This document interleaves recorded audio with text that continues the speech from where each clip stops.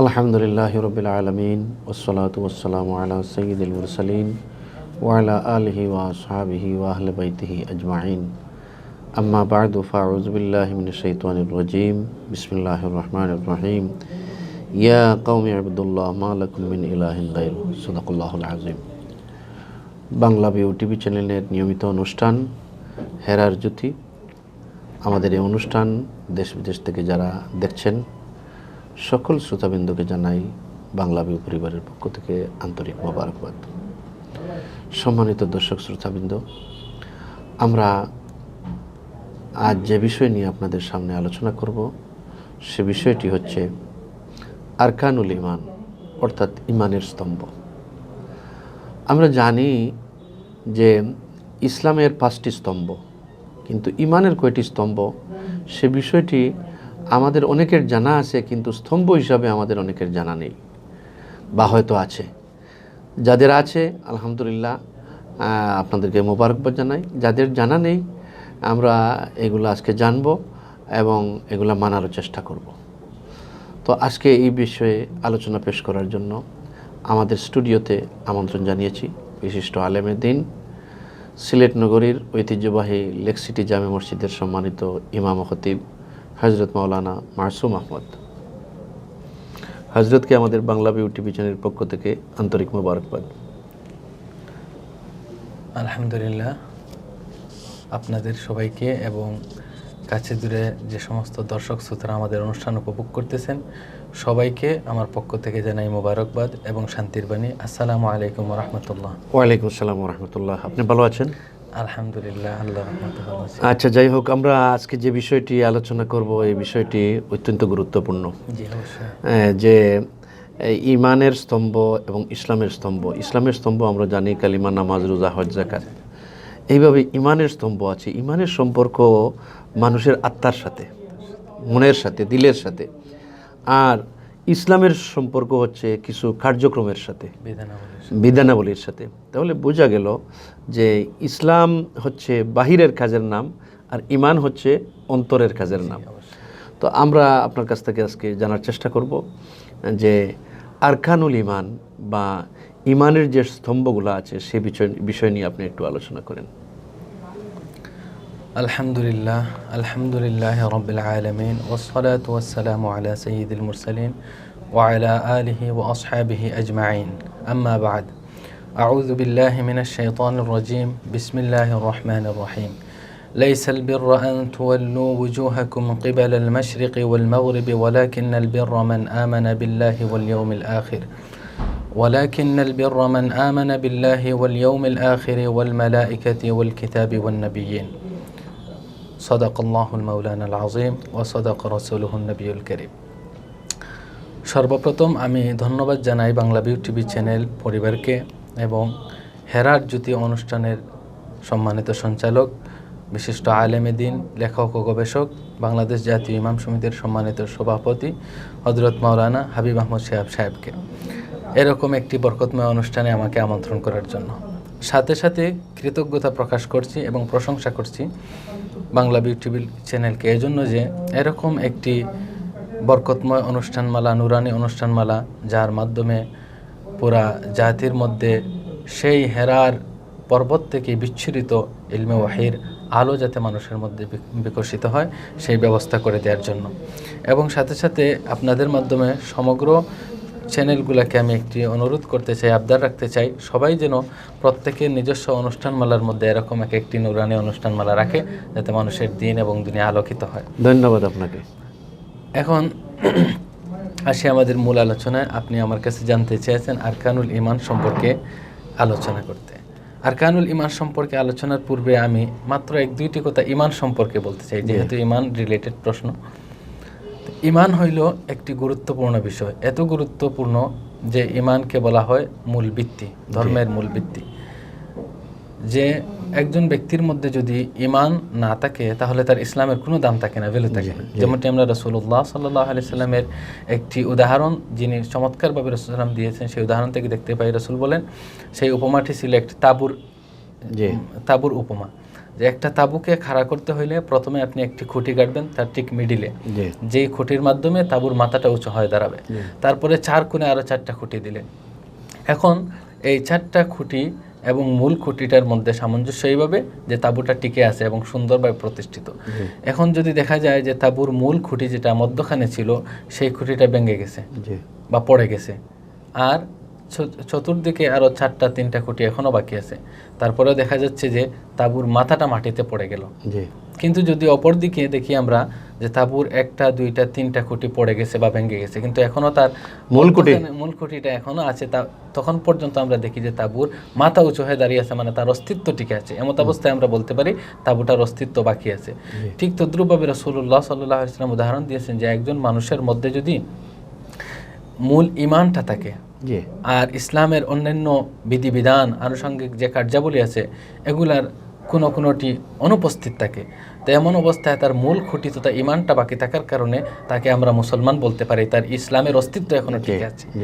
কিন্তু অপরদিকে যদি দেখি আমরা যে একজন মানুষের ঈমানই নাই, এই ব্যাপারে তো বিশ্বনবী সাল্লাল্লাহু আলাইহি ওয়াসাল্লামের একটি হাদিসও আছে, মান কালা লা ইলাহা ইল্লাল্লাহ দাখালাল জান্নাহ, যে অন্তর দিয়ে জীবনে একবার লা ইলাহা আল্লাহকে বিশ্বাস করবে সে শাস্তি ভোগ করার পরে সে কিন্তু জান্নাতে যাবে ইনশাআল্লাহ, জান্নাতে যাবে। যে সেই ভিত্তিতেই রাসূল বলতেছেন যে যার ঈমান বাকি থাকে কিন্তু অন্যান্য আনুষঙ্গিক বিষয় দুর্বল, তার ঈমান ইসলামের অস্তিত্ব আছে, কিন্তু তার যদি ঈমানই না থাকে, কোনো কারণে নষ্ট হয়ে যায় বা ঈমানের আপনার বিশ্বাসই ধ্বংস হয়ে যায়, আর এমন অবস্থায় তার মধ্যে ইসলামের অন্যান্য বিধিবিধানের বিভিন্ন বিষয় প্রতিষ্ঠিত দেখা যায়, তারপরেও তার ঈমান না থাকার কারণে তার ইসলামের অস্তিত্ব নাই, তাকে মুসলমান বলা যাবে না, সে ইসলাম থেকে বের হয়ে যাবে।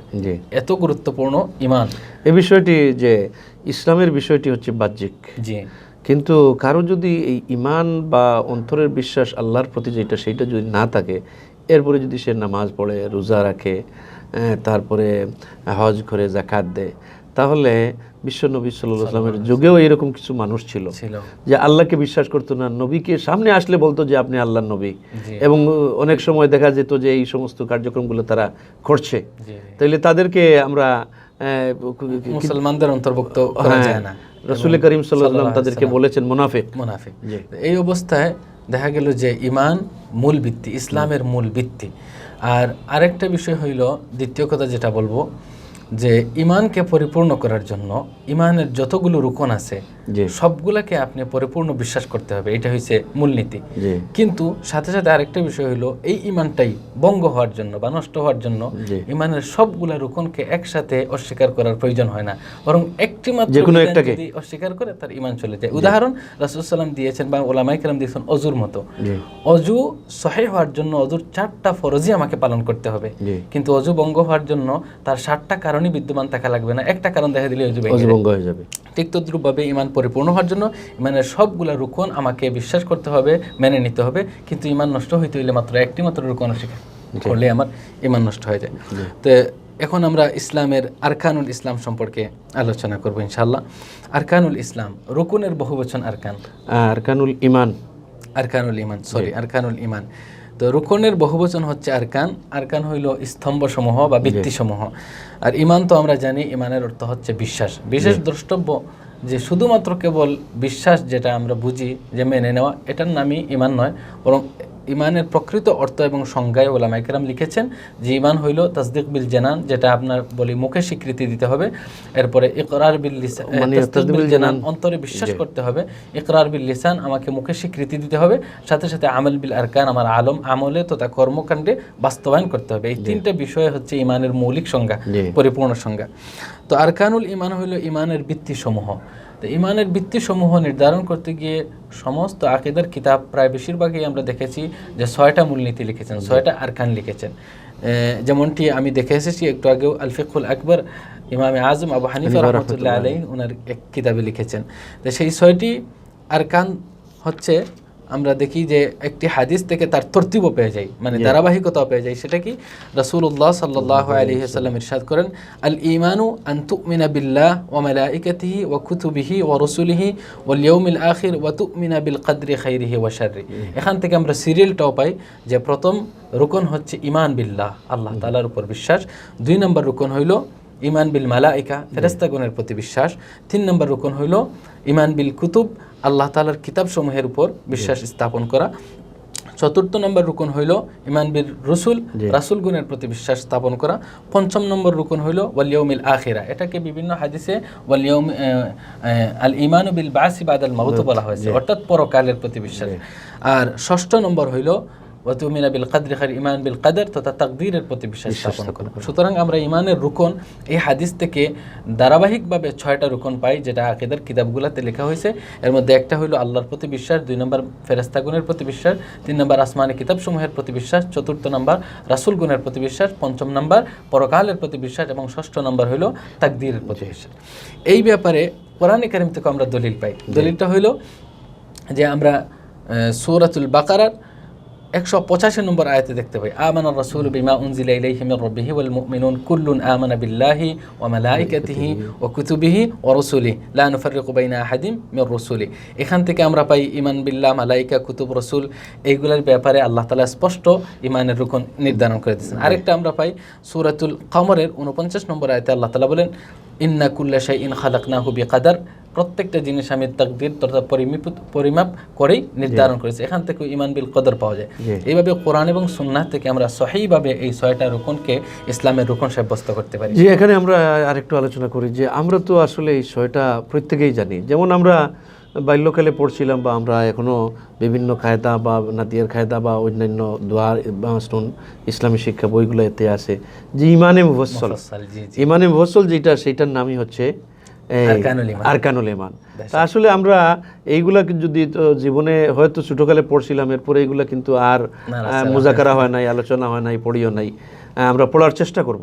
জি ইনশাআল্লাহ, অবশ্যই। আমরা এই যে ইমানে মুফাসসাল যেটা আমরা পড়ি, সব দর্শক শ্রোতা, আমরা মুসলিম জনতা, আমরা এটাকে এখন থেকে ঈমান, আরকানুল ঈমান, এটা আমরা জানলাম যে ঈমানে মুফাসসালটা আমাদের মুখস্থ আছে, আরকানুল ঈমান আমাদের মুখস্থ আছে। আমানতু বিল্লাহি ওয়া মালাইকাতিহি ওয়া কুতুবিহি ওয়া রাসূলিহি ওয়াল ইয়াউমিল আখিরি ওয়াল কদরি খাইরিহি ওয়া শাররিহি মিনাল্লাহি তাআলা ওয়াল বা'সি বা'দাল মাউত, সবাই আমরা এটা মুখস্থ জানি।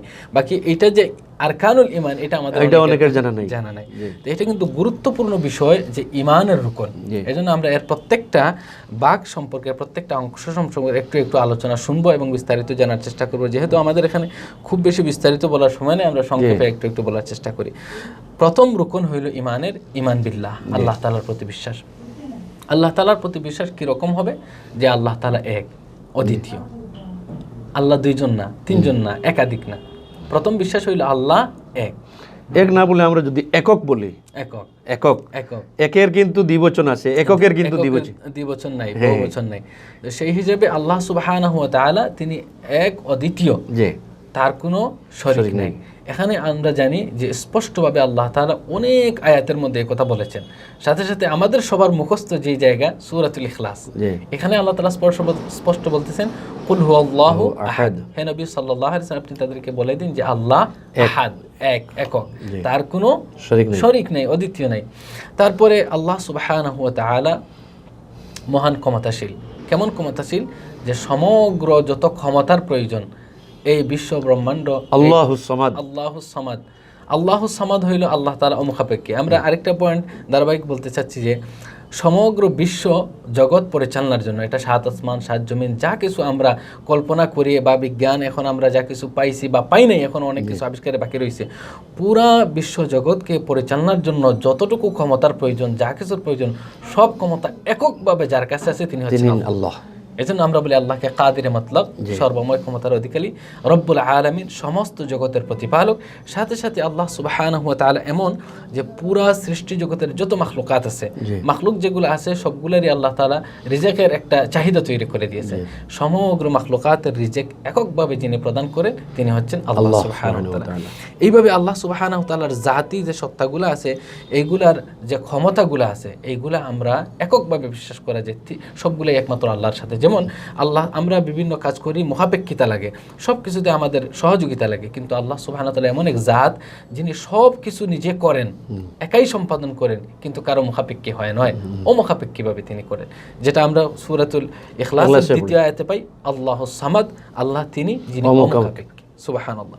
সাথে সাথে আল্লাহর পরিচয় যে আল্লাহ তাআলা তিনি এমন যে তার আগেও কেউ নেই, পরেও কেউ নেই। তিনি কারোর থেকে জন্ম নেননি, কাউকে তিনি জন্ম দেননি। তার সাথে পিতা মাতা, সন্তান সন্ততি, স্ত্রী পুত্র, এগুলার সম্পর্ক থেকে তিনি পবিত্র। যেমন লাম ইয়ালিদ ওয়া লাম ইউলাদ ওয়া লাম ইয়াকুল লাহু কুফুয়ান আহাদ, সমকক্ষ নাই। আল্লাহর সাথে যে চ্যালেঞ্জ করবে, আল্লাহর সাথে যে কেউ আপনার কিছু দেখাবে, সেই রকম ক্ষমতাও আল্লাহ তাআলা কাউকে দেয়। জি মৌলানা সাহেব, আমরা অত্যন্ত সুন্দর আলোচনা শুনছিলাম। আসলে ঈমান যে বিষয়, এই বিষয়টাই তো অত্যন্ত গুরুত্বপূর্ণ এবং অত্যন্ত লম্বা বিস্তর আলোচনার প্রয়োজন। তো এই ব্যাপারে আমরা ইনশাল্লাহ পরে আর একদিন আলোচনা করব ঈমান বিল্লাহ। আর এরপরে দ্বিতীয় যে ঈমান বিল মালাইকা, আমরা ঈমান বিল্লাহ সম্পর্কে এক দুইটা আয়াত শুধু বলে যাচ্ছে, এগুলো আপনারা দর্শক শ্রোতারা খোঁজ করলে এখানে আল্লাহর পরিচয় পেতে পারেন। যেমন সূরাতুল ইখলাস পুরাটাই আল্লাহ তাআলার তাওহীদের ঈমান বিল্লাহর শিক্ষা।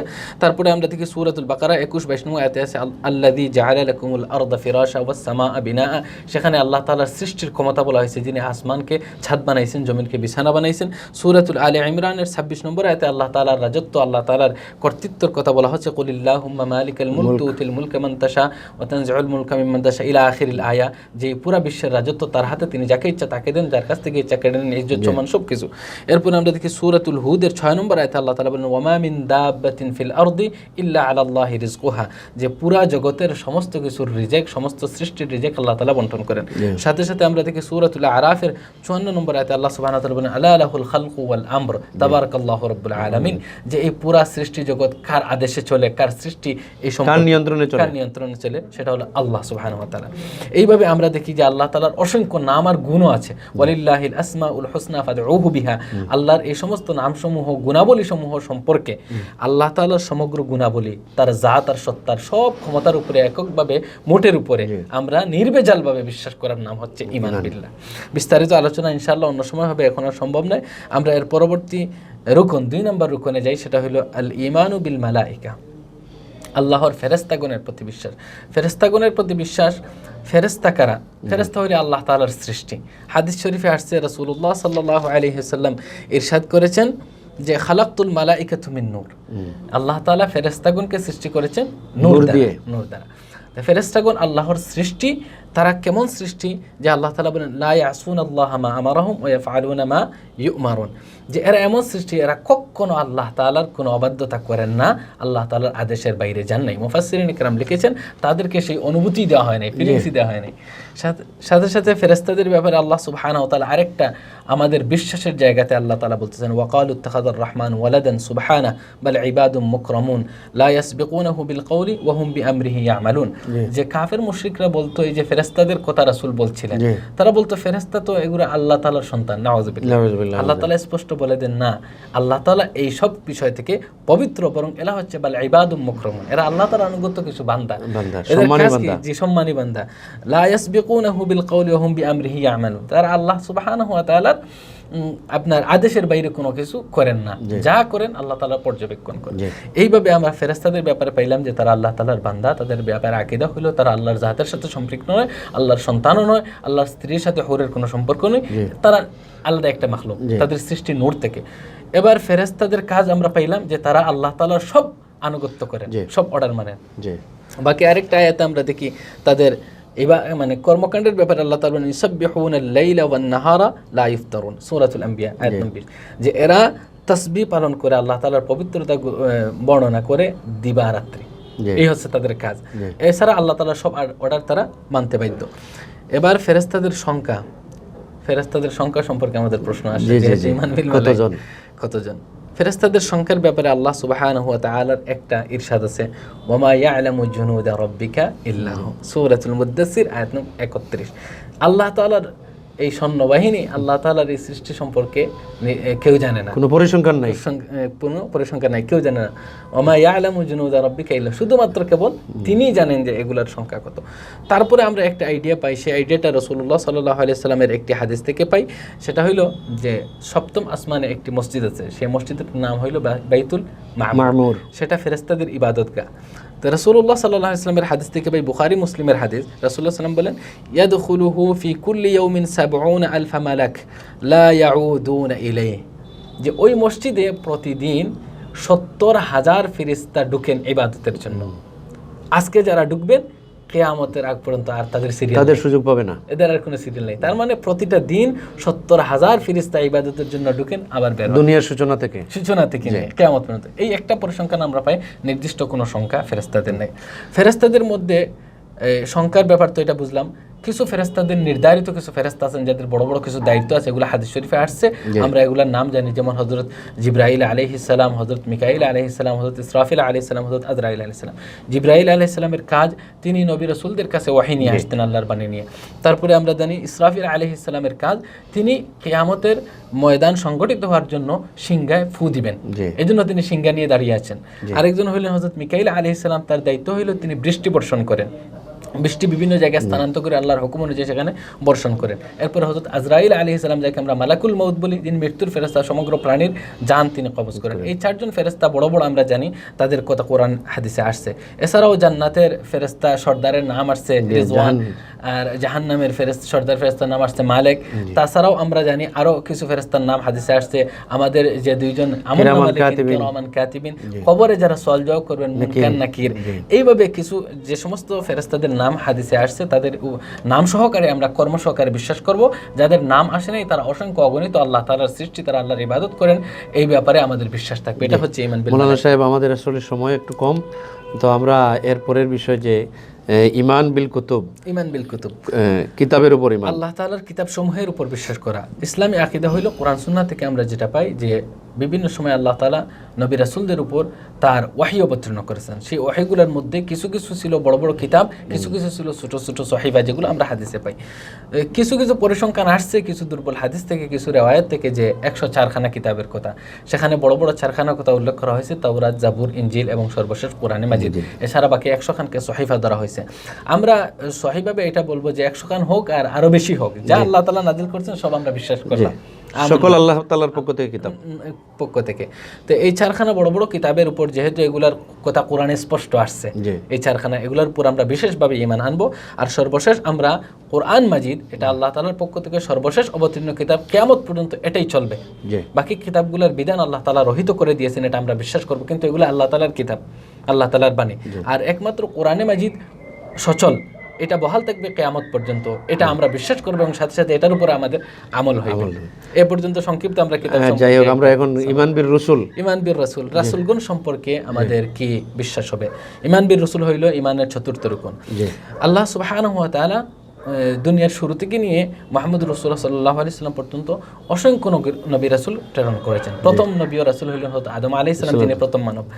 নবী রাসূলদের সংখ্যা সম্পর্কে এইভাবে দুর্বল দুই একটা হাদিস থেকে আমরা দেখতে পাই, কেউ বলেছেন 1,24,000, কেউ বলেছেন 2,24,000, কিন্তু আকীদার কিতাবে আমরা দেখি ইমাম মুল্লা আলী কারি রহমতুল্লাহ আলাইহি শরহ ফিকিল আকবরের মধ্যে লিখেছেন, এই কথা আনছেন যে রাসূলুল্লাহ থেকে প্রমাণিত হয়েছে যে বলছেন রাসূলুল্লাহ যে 1,24,000, কিন্তু আমরা বিশ্বাস করব যে যত সংখ্যক নবী রাসূল প্রেরণ করেছেন আল্লাহ তাআলা সবের উপর আমরা বিশ্বাস করি, কারণ এই সংখ্যাটা সহিভাবে একদম অকাট্যভাবে বলা যায় না, কারণ আল্লাহ তাআলা কোরআনে একটা আয়াত আছে যে প্রত্যেকটি জাতির জন্য আমি রাসূল প্রেরণ করেছি, সেই হিসাবে দেখা যায় জাতির সংখ্যা অনেক বেশি, সুতরাং রাসূলের সংখ্যা বেশি হওয়ার সম্ভাবনা আছে।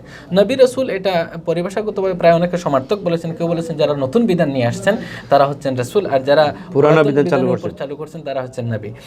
এই নবী রাসূলদের মধ্যে কয়েকজনের নাম কোরআনে মাজিদে স্পষ্ট আসছে, বাকি অনেকের নাম আমরা কোরআন হাদিসে পাই না। তাদের উপর বিশ্বাস করব তারা আল্লাহর পক্ষ থেকে রাসূল। রাসূলদের উপর আমাদের মৌলিক বিশ্বাস তারা আল্লাহ তাআলার পক্ষ থেকে বার্তাবাহক, আল্লাহ তাআলা যা কিছু ওনাদেরকে আপনার তাবলীগ করার জন্য দিয়েছেন, ওনারা পরিপূর্ণ আমানতের সাথে আল্লাহর কথাগুলা দ্বীনের দাওয়াত দিয়েছেন, এখানে কোনো ত্রুটি করেন নাই। এবং নবী রাসূলদের ব্যাপারে একটা বড় আকীদা হলো নবী রাসূলগণ নিষ্পাপ, সমস্ত ভুল ত্রুটি থেকে মুক্ত, তাদেরকে মাসুম বলা হয়।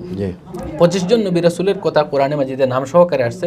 সংক্ষেপে নামগুলো আমরা বলি: আদম আলাইহিস সালাম, ইদ্রিস, নূহ, হুদ, সালেহ, ইব্রাহিম, লূত, ইসমাঈল, ইসহাক, ইয়াকুব, ইউসুফ, আইয়ুব, শুআইব, মূসা, হারুন, ইউসুফ, দাউদ, সুলাইমান, ইলিয়াস, ইলিয়াসা, জুলকিফল, জাকারিয়া, ইয়াহইয়া, ঈসা, মুহাম্মদ সাল্লাল্লাহু আলাইহি ওয়াসাল্লাম আলাইহিমুস সালাম। এই সমস্ত 25 জন নবীদের কথা, রাসূলদের কথা কোরআনে স্পষ্ট আসছে, তাদের উপর নাম সহকারে আমরা বিশ্বাস স্থাপন করব। আচ্ছা, এখন আপনার কাছ থেকে আমরা জানতে চাইবো যে ঈমান বিল আখিরা, পরকালের প্রতি বিশ্বাস, এই বিষয় নিয়ে আমরা একটু আলোচনা করি। পরকালের প্রতি বিশ্বাস ঈমানের অন্যতম একটি রুকন। আমরা আল্লাহ সুবহানাহু ওয়া তাআলা কোরআনে কারীমের বিভিন্ন জায়গায় আমাদেরকে আমলে উদ্বুদ্ধ করেছেন পরকালে লাভ পাওয়ার জন্য। পাপ থেকে বারণ করেছেন পরকালে শাস্তির ভয় দেখি। এছাড়া রাসূলুল্লাহ সাল্লাল্লাহু আলাইহি সাল্লামের হাদিস থেকে, কোরআন থেকেও আমরা আখিরাতের বিভিন্ন বিষয় সংগঠিত হবে সেটা আমরা জানতে পেরেছি। এই সব বিষয় সংগঠিত হওয়া বিষয়, মৃত্যুর পরে কবর জগৎ, কবরের সল জব, এরপরে কিয়ামত সংগঠিত হবে, কিয়ামতে সবাই দণ্ডমান হবে আল্লাহর সামনে, সেখানে দীর্ঘ সময় থাকতে হবে, তারপরে আমলনামা ওজন করা হবে, সেখানে হাউস থাকবে, কাউসার থাকবে, লেওয়ায়ে হাম থাকবে রাসূলের জন্য, তারপরে মিজান হবে, তারপরে পুলসিরাত হবে, সূক্ষ্ম বিজলির মতো অনেক লম্বা, প্রত্যেকে নিজে আমল গুনে সেখানে পার হবে, গতিতে পার হবে। তারপরে সর্বশেষ আমলগুলা পরিমাপ করার পরে বিভিন্ন শাস্তির জন্য জাহান্নামীদেরকে জাহান্নামে নিক্ষেপ করা হবে, পুরস্কারের জন্য ঈমানওয়ালা জান্নাতীদেরকে জান্নাতে প্রেরণ করা হবে। এই সব বিষয়ের উপর আমরা বিশ্বাস স্থাপন করা বিনা বাক্যে, এটা হচ্ছে ঈমান বিল আখিরাত। যাই হোক, আলহামদুলিল্লাহ আমরা শুনলাম অতি সংক্ষেপে।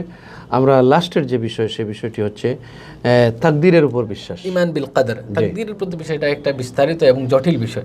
আমরা সংক্ষেপে এটা বলতে পারি যে তাকদীর হচ্ছে লুকায়িত এক জিনিস, লুকায়িত একটি বিষয়। এই ব্যাপারে কিছু কিছু আমরা কোরআন হাদিস থেকে পাই যে একটা আল্লাহ তাআলা বলছেন লাওহে মাহফুজে সংরক্ষিত। এই ব্যাপারে উলামায়ে কেরাম বলেছেন আকীদার কিতাবে যে সমগ্র সৃষ্টি জগতের স্বাভাবিক যে তাকদীর, যেটা এইটাকে আল্লাহ তাআলা লিপিবদ্ধ করে লাওহে মাহফুজে সংরক্ষিত রাখছেন। তারপরেও আমরা হাদিস থেকে পাই যে কিছু তাকদীর আছে বাৎসরিক তাকদীর, কিছু তাকদীর আছে দৈনন্দিন তাকদীর। বাৎসরিক তাকদীরের নির্ধারণের ব্যাপারে ফাইনালি বলা হয়েছে শবে কদরে। এই কোরআনে ইন্না আনজালনাহু ফি লাইলাতিল কদর। জি, এরপরে এই আপনার সূরাতুল এই যে কি বলেন আপনার দুখানের মধ্যে আল্লাহ তাআলা বলেন ফিহা ইউফরাকু কুল্লু আমরিন হাকিম, প্রত্যেক বিষয় এখানে নির্ধারিত করা। তো এই ব্যাপারে কিছু বিষয় বোঝা যায় যে আল্লাহ তাআলা নির্ধারণ করে লিখেছেন, কিছু তাকদীর বাস্তবিকভাবে ফেরেশতাদের হাতে পেশ করেন। আবার হাদিস থেকে আমরা পাই রাসূলুল্লাহ সাল্লাল্লাহু আলাইহি সাল্লাম বলছেন যে আল্লাহ তাআলার কাছে তোমরা চাইলে দোয়ার মাধ্যমে তাকদীর পরিবর্তন হয়। এবং হাদিসে আসছে যে মুমিনের প্রত্যেকটি দোয়া আল্লাহ তাআলার কাছে কবুল হয়, কোনোটাই ফিরিয়ে দেওয়া হয় না। এখন এখানে এসে আমাদের একটু জটিলতা লাগে, যদি তাকদীর নির্ধারিত হয় তাহলে আমরা ভালো মন্দ আমল করব কেন? আমরা তো জাহান্নামে না জান্নাতে সেটা তো নির্ধারিত আছে, পাপ করবো না পুণ্য করবো না, এটা ভুল। ইসলামী আকীদা হইল আল্লাহ তাআলা ব্যক্তিকে কর্মের স্বাধীনতা দিয়েছেন এবং শক্তিও দিয়েছেন। যাকে কর্মের স্বাধীনতার শক্তি দেওয়া হয় তাকে অবশ্যই পাকড়াও করতে পারা যায়, এটা মৌলিকভাবে বোঝা যায় স্বাভাবিকভাবে। এই জন্য আমাদের কাজ হবে করণীয় যেগুলো আল্লাহ তাআলা বলে দিয়েছেন করব, বর্জনীয়গুলো আমরা করব। ওয়াল্লাযীনা জাহাদু ফিনা লানাহদিয়ান্নাহুম সুবুলানা, এখান থেকে প্রমাণ হয় যে আমাদের চেষ্টায় আমাদের ফলাফল নির্ধারিত হবে। সুতরাং তাকদীর আল্লাহর পক্ষ থেকে যেটা নির্ধারিত সেটা হবে বিশ্বাস করা, আর ভালো মন্দ আমাদেরকে যে বিধানাবলী দেওয়া হয়েছে সেগুলো আমরা না করে হাত পা গুটিয়ে থাকা, এটা তাকদীর পরিপন্থী। বরং কাজ করব, ভরসা রাখবো আল্লাহ, যা আসবে আল্লাহর পক্ষ থেকে খুশি মনে মেনে নিব, যেটা আমার ছিল সেটাই হবে। আর দোয়া কবুল হওয়ার বিষয়ে পরিষ্কার ব্যাখ্যা হলো যে সব দোয়া কবুল হয়। এখানে বলা হয়েছে যে যে সমস্ত দোয়া তোমার তকদিরে নির্ধারিত ছিল কল্যাণকর, সেগুলো দুনিয়াতে পেয়ে যাবে, আর যেগুলো পাবে না সেগুলো থেকে খালি থাকবে না, ওইগুলো পরকালের জন্য আল্লাহ তাআলা জমায়ে রাখবেন। সুবহানাল্লাহ। ধন্যবাদ আপনাকে, অসংখ্য অসংখ্য ধন্যবাদ। আমরা অত্যন্ত সুন্দর আলোচনা শুনলাম। সবার শেষে যে বিষয় নিয়ে আমরা একটু টাচ করব, মুমিনদের কিছু গুণাবলী আছে। যেহেতু আল্লাহ পাক রব্বুল আলামিন কোরআন মজিদের মধ্যে সূরাতুল মুমিনুন নামে একটা সূরা নাজিল করেছেন, এই সূরাতুল মুমিনুনে আল্লাহ পাক রব্বুল আলামিন মুমিনদের কিছু গুণাবলী বর্ণনা করেছেন। আজকে আমরা যে সমাজে বাস করছি, এই সমাজে এই গুণাবলীর অভাবের কারণে কিন্তু অস্থিতিশীল পর্যায়ে চলে গেছে। যেমন আমরা এই যে একটা গুণাবলী আছে ওয়াল্লাযীনা হুম লিফুরুজিহিম হাফিজুন, যারা তাদের লজ্জাস্থানকে হেফাজত করবে তারা হলো সফলকাম। আমরা গত শুক্রবারের যে বিষয়টা, আমাদের সিলেটের ঐতিহ্যবাহী একটা শিক্ষা প্রতিষ্ঠান এমসি কলেজ, সেই এমসি কলেজে যে দুর্ঘটনাটা ঘটলো, এটা কিন্তু সিলেটের ইতিহাসে একটা কলঙ্কের অধ্যায় রচনা হয়েছে। তো এইটার জন্য আমরা কিন্তু খুবই লজ্জিত, পুরা দেশবাসীর কাছে, পুরা জাতির কাছে আমরা কিন্তু লজ্জিত। শাহজালালের দেশ, শাহপরানের দেশ, আধ্যাত্মিক রাজধানী বলা হয়, এখানে কল্পনাও করা যাচ্ছিল না যে এরকম একটা দুর্ঘটনা ঘটবে। যারা এই দুর্ঘটনা ঘটাইছে সরকার কর্তৃপক্ষ তাদেরকে গ্রেফতার করতে সক্ষম হয়েছে। এ পর্যন্ত 8 জন সরকারের আইন শৃঙ্খলা বাহিনীর হাতে চলে আসছে। আমরা সরকারের কাছে দাবি জানাবো যে এই রকম একটা নেককারজনক ঘটনা, যে ঘটনাটা ঘটিয়েছে যারা, তাদেরকে বাংলাদেশ সরকারের যে আইন আছে, পাশাপাশি ইসলামী যে আইন আছে, ইসলামী আইন হচ্ছে যে কোনো আইনই হচ্ছে যে অপরাধ দমনের জন্য, অপরাধ দমনের জন্য ইসলামের আইনটা আপনার দীর্ঘমেয়াদী, জি, সরকারি আইনের সাথে কোনোভাবে সাংঘর্ষিক না, বরং সমাজকে আরেকটু উন্নতভাবে সিকিউরিটি দিতে চায়। যেমন আমরা জানি যে অনেক দর্শন হয়েছে, সেই সমস্ত দর্শনের উপযুক্ত বিচার না হওয়ার কারণে কিন্তু আমাদের এই যুবক যারা আছে তারা কিন্তু উৎসাহ পাইছে, উৎসাহ পাইছে। তো আমরা দর্শকের পরিপূর্ণ শাস্তি না হইলে দর্শক খুনি হয়, খুনি হয়, পরের বার এসে সে দর্শনও করে খুনও করে, ছুরে উপযুক্ত শাস্তি না হইলে পরের বার সে ডাকাত হয়। এই জন্য এগুলা মূলোৎপাটনের জন্য মৌলিকভাবে আইন প্রয়োগ করতে হবে, নিশ্চিত করতে হবে। তো এই ব্যাপারে আপনি হয়তো নিশ্চয় জানেন যে আমাদের বাংলাদেশ জাতীয় ইমাম সমিতি আমরা একটা প্রোগ্রাম হাতে নিয়েছি, একটা আন্দোলন করব, যে আন্দোলনটা হবে আগামী শুক্রবারে সিলেট তথা বাংলাদেশের প্রত্যেকটা মসজিদে আমরা এই জিনা বেবিচারের বিস্তারের কারণ এবং তার প্রতিকার, এই বিষয়গুলো নিয়ে আমরা আলোচনা করব। দর্শকবৃন্দ, আপনারা আমাদের সাথে থাকবেন। আর এই বিষয়গুলো নিয়ে আমরা আমাদের অভিভাবক যারা আছি, আমরা আমাদের ছেলে মেয়েদেরকে আমরা ইসলামী পারিবারিক যে শিক্ষা আছে সেই শিক্ষাটা আমরা দেওয়ার চেষ্টা করব।